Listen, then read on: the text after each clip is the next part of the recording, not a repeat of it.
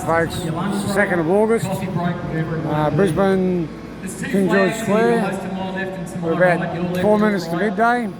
As you can see the clock up there. It is an absolute tragedy of justice. It's a disgrace to think people here speaking, to try and silence they're all against corruption to a degree in different ways.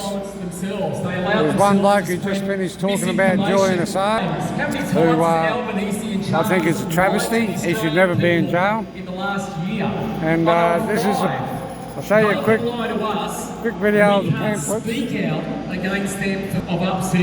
This is a pamphlet they're giving out here. It's about the disinformation bill. This is more rubbish on top of that Trojan horse called the Voice. This is the back of it. And it's just not the three that Tricky said. The minister also they're voting here. This is everyone here. With the I was hoping there'd be more people here. The minister also has the right to delegate. When you scan over here, pretty well most of those people sitting on the seats there are all part of this group. Those two guys there on the scooters, they're part of the group. But the police are not against it. Right over there and beyond that tree, every seat over there, they're all people who are part of it, just they're not in the group. They're not standing up in the sun. He hadn't even run it past the Governor General, who owns the military in this country. Now, I don't know who this guy is. Prime Minister. So he lied to the Australian people. Well, I support these people wholeheartedly. I believe in freedom of speech. Regardless of whether someone's saying something I don't like, you're still going to allow them to have the right to say it. And the only way you can beat bad speech is with good speech. And who makes the government? Who makes the government the arbiter of truth? We know how much they lie anyway. They're just pieces of garbage trying to enforce their will upon everyone in a very legislative way.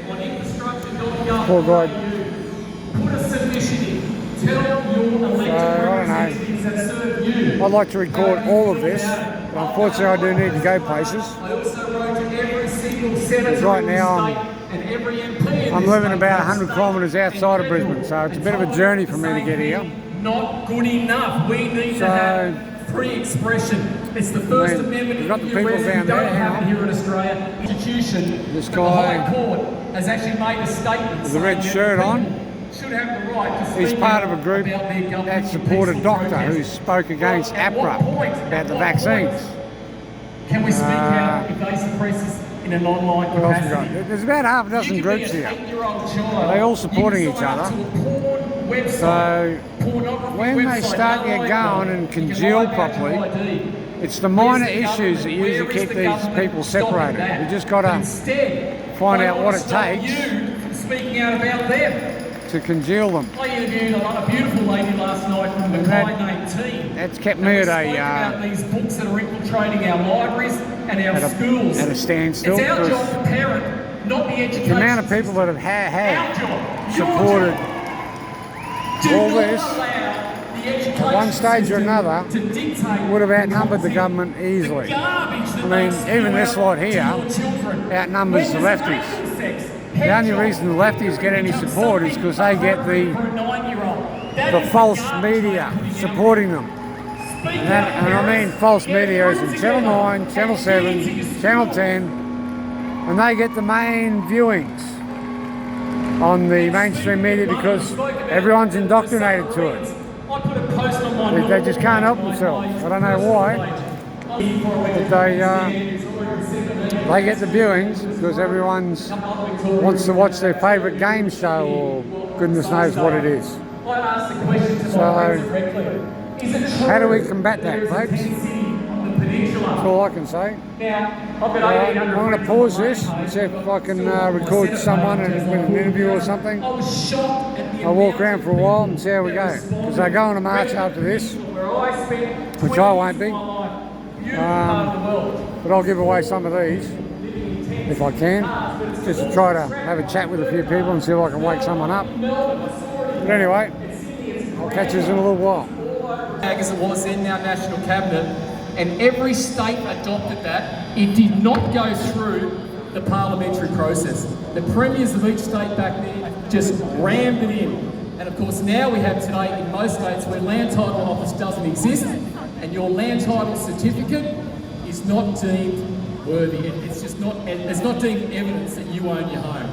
Now, what could possibly go wrong? Well, let's sell the land title office off and give it to a corporation, a private entity, who then store your data on a server. Well, as Klaus Schwab from the World Economic Forum has told us, I think there is a cyber attack coming.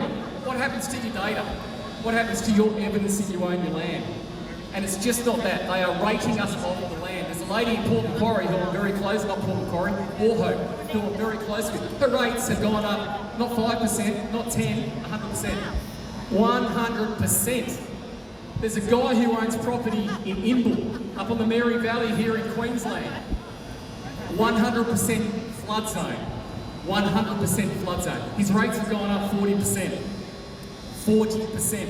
They do not want you on land, folks. You hearing have a some of choice. these people? You can say no. And heard 7 billion people to march to a single tune, culminating in a mass public health experiments with novel, shoddily tested and improperly licensed technology, so risky that manufacturers refused to produce it unless every government on earth shielded them from liability.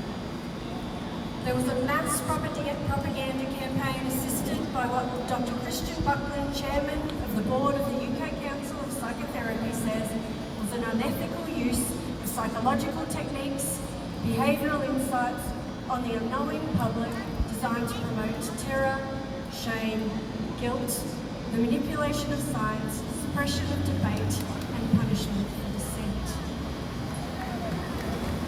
What has unfolded over the last few years is what Professor Jay Bhattacharya called the greatest public health mistake in human history. The medical misinformation that has characterised the COVID pandemic is unparalleled. For a disease with a highly stratified median infection fatality rate of 0.05% in 2020, similar to the seasonal flu, with healthy children having a statistically zero risk, we locked down the country and much of the world, casting about 150 million people into poverty. On flawed modelling, governments forced quarantine, separated families, let people die alone, impaired child development, closed businesses and shot their own people with rubber bullets, amassed generational debt and made livelihood conditional on submitting to participation in what former Health Minister Greg Hunt called the world's largest clinical trial. Governments in cahoots with That's it, the world's largest clinical trial. It climbs up the out of trust. Alright guys, this is it, they're going for a march now. Look, the I'm bill. getting too old for We're always this. going to have our So, say. I've got things to do. So I'm get going. The bill. The voice isn't going And away. of course everything's happening. Gotta get louder, guys. Look, Alright. the bill.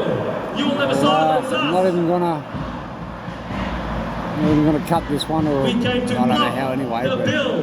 It climbs up I'll the just out load of it trust. up. I'm not even gonna rewatch it. And I'll have to catch We you all gotta another day. block the bill. We're always going to have our say. So it's tricky having to speak up We here. came to block the bill. Our voice isn't going our I'll way. catch you later.